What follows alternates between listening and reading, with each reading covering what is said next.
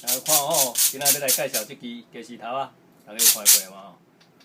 这一个德国人去自助旅行，这个麦罗德国公司的员工去亚马逊河自助旅行，看到当地的迄个土著伫遐咧耍这支，伊讲这做工哪遮精密，看这叫排骨，吼，咱叫做骨牌效应落落，结果伊发现，这就是一种惨叫声。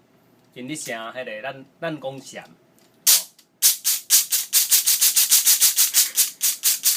吼，结果为亚马逊甲买转去德国，即个麦罗的公司为德国再搁运来台湾，安尼支拢总免开到2000块，有俗无？偌济？爱偌济？